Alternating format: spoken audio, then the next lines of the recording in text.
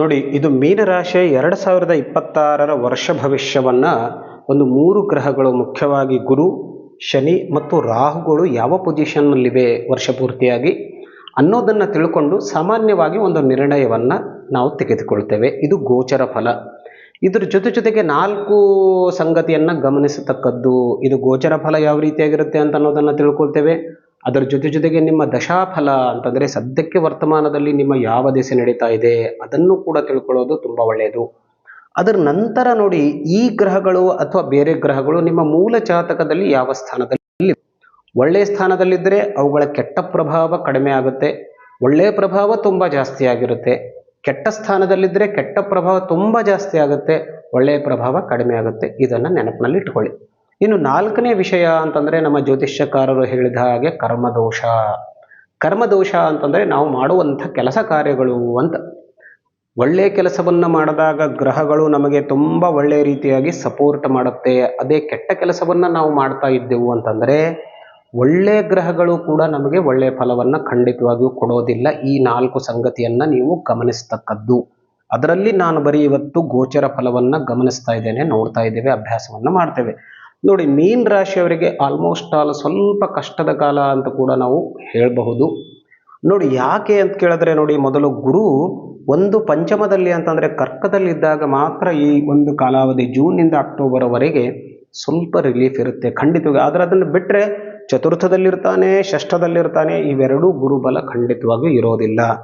ಗುರುಬಲ ಇಲ್ಲ ಅಂತಂದರೆ ಶನಿ, ಯಾಕೆಂದರೆ ನಿಮ್ಮದೇ ರಾಶಿ ಒಳಗಿರುವಂಥ ಶನಿ ಕೂಡ ತುಂಬ ಪ್ರಬಲವಾಗ್ತಾನೆ, ತುಂಬ ತೊಂದರೆಯನ್ನು ಕೊಡಲಿಕ್ಕೆ ಶುರು ಮಾಡ್ತಾನೆ. ಆದರೆ ಮೂಲ ಜಾತಕದಲ್ಲಿ ಶನಿ ಒಳ್ಳೆಯವನಾಗಿದ್ದರೆ ಅಷ್ಟು ಪ್ರಭಾವವನ್ನು ಖಂಡಿತವಾಗಿಯೂ ಮಾಡೋದಿಲ್ಲ. ಇದನ್ನು ಮನಸ್ಸಿನಲ್ಲಿ ಇಟ್ಟುಕೊಳ್ಳಿ. ನೋಡಿ, ಗುರು ಮೀನರಾಶಿಯವರಿಗೆ ಚತುರ್ಥ ಭಾವದಲ್ಲಿದ್ದಾಗ ನೋಡಿ, ಇಲ್ಲಿ ಅಸುಖ ಅಂತ ಹೇಳಿದ್ದಾರೆ, ಗೊತ್ತಾಯ್ತಾ? ಸೊ ಇಲ್ಲಿ ವಿಶೇಷವಾಗಿ ಸುಖ ಶಾಂತಿಯನ್ನು ಕಸಿದುಕೊಳ್ಳುವಂಥ ಕೆಲಸ ಕಾರ್ಯವನ್ನು ಗುರು ಮಾಡ್ತಾನೆ. ಯಾಕೆ ಅಂತ ಕೇಳಿದ್ರೆ ನೋಡಿ, ರಾಹು ಶನಿ ಕೂಡ ಸಪೋರ್ಟ್ ಇಲ್ಲ. ಅದಾದ ನಂತರ ಕರ್ಕರಾಶಿಗೆ ಪಂಚಮದಲ್ಲಿ ಬಂದಾಗ ಶುಭ ಸ್ಥಾನ ಅಂತ ನಾವು ಹೇಳ್ತೇವೆ. ಶುಭ ಸ್ಥಾನ ಅಂತಂದರೆ ಇಲ್ಲಿ ಸಂತಾನ ಲಾಭ, ವಿದ್ಯಾ ವ್ಯಾಸಂಗದಲ್ಲಿ ನಿಮಗೆ ಒಳ್ಳೆಯದು, ವಾಹನ ಯೋಗ, ಆಸ್ತಿಪಾಸ್ತಿ ಖರೀದಿಯನ್ನು ನೀವು ಈ ಟೈಮ್ನಲ್ಲಿ ನಿಮಗೆ ಒಂದಷ್ಟು ಲಾಭವನ್ನು ಖಂಡಿತವಾಗಿ ಗುರು ಕೊಡ್ತಾನೆ. ಅದರ ನಂತರ ಪುನಃ ಗುರು ಸಿಂಹರಾಶಿಗೆ ಬರ್ತಾನೆ ನವೆಂಬರಿಂದ ಜನವರಿವರೆಗೆ. ಗುರು ಬಂದಾಗ ನೋಡಿ, ಅಲ್ಲಿ ಮತ್ತೆ ಪುನಃ ಷಷ್ಠ ಸ್ಥಾನದಲ್ಲಿ ಹೋದಾಗ, ಷಷ್ಠ ಸ್ಥಾನದಲ್ಲಿರುವಂಥ ಗುರು ಅನಾವಶ್ಯಕವಾಗಿ ಕಾರ್ಯಭಂಗವನ್ನು ಮಾಡ್ತಾನೆ, ಶತ್ರುಗಳ ಉಪದ್ರವ ಜಾಸ್ತಿ ಆಗುತ್ತೆ, ಅನಾರೋಗ್ಯಕ್ಕೆ ಸಮಸ್ಯೆ ಉಂಟಾಗುತ್ತೆ. ಇದೆಲ್ಲ ಕೆಲಸವನ್ನು ಗುರು ಮಾಡ್ತಾನೆ.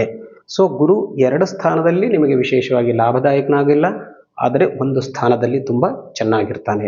ಅದರ ಜೊತೆಗೆ ಶನಿಯ ಒಂದು ಪೊಸಿಷನ್ನನ್ನು ನೋಡಿದಾಗ ಮೀನರಾಶಿಯಲ್ಲೇ ಕೂತ್ಕೊಂಡಿರುವಂಥ ಶನಿ, ಯಾಕೆಂದರೆ 2027 ಜೂನ್ವರೆಗೆ ಮುಂದುವರಿತಾ ಇದ್ದಾನೆ, ಗೊತ್ತಾಯ್ತಾ? ಸ್ವಲ್ಪ ನಿಮಗೆ, ಯಾಕೆಂದರೆ ಜನ್ಮಸ್ಥಾನದಲ್ಲಿರುವಂಥ ಶನಿ ಶರೀರಕ್ಕೆ ಮತ್ತು ಮನಸ್ಸಿಗೆ ಕಷ್ಟಕಾರಕನಾಗಿರ್ತಾನೆ. ಒಂದು ರೀತಿಯ ಭಯದ ವಾತಾವರಣವನ್ನು ನಿರ್ಮಾಣ ಮಾಡ್ತಾನೆ. ನೀವು ಅಥವಾ ಸ್ಥಾನವನ್ನು ಬಿಟ್ಟು ಬೇರೆ ಕಡೆ ಕೂಡ, ಅಂದರೆ ಅನ್ಯ ದೇಶನೂ ಕೂಡ ಇರ್ಬೋದು, ಅಂಥಲ್ಲಿ ಹೋಗುವಂಥ ಪ್ರಸಂಗ ಖಂಡಿತವಾಗಿಯೂ ಬರುತ್ತೆ. ಅದರ ನಂತರ ನೋಡಿ, ರಾಹು ವ್ಯಯಸ್ಥಾನದಲ್ಲಿ ಮುಂದುವರಿತಾ ಇದ್ದಾನೆ. ಇಲ್ಲಿ ಸಾಕಷ್ಟು ಧನವನ್ನು ಅಪವ್ಯಯ ಮಾಡುವಂಥ ಕೆಲಸವನ್ನು ರಾಹು ಮಾಡ್ತಾನೆ. ಹಾಗಾಗಿ ಇಡೀ ಒಂದು ವರ್ಷ ನೋಡಿ, ಒಂದು ಶನಿ, ರಾಹು, ಗುರು ಈ 3 ಗ್ರಹಗಳ ಪರಿಹಾರವನ್ನು ಮಾಡಿಕೊಳ್ಳಿ. ಒಳ್ಳೆಯ ಕೆಲಸ ಕಾರ್ಯಾದಿಗಳನ್ನು ಮಾಡಿಕೊಂಡ್ರೆ ಇದು ವಿಶೇಷವಾಗಿ ನಿಮಗೆ ಪ್ರಭಾವವನ್ನು ಬೀರೋದಿಲ್ಲ. ಮೀನರಾಶಿಯವರಿಗೆ 2026 ಸಂಪೂರ್ಣವಾಗಿ ಚೆನ್ನಾಗಿರುತ್ತೆ. ಒಳ್ಳೆಯದಾಗಲಿ. ನಮಸ್ಕಾರ.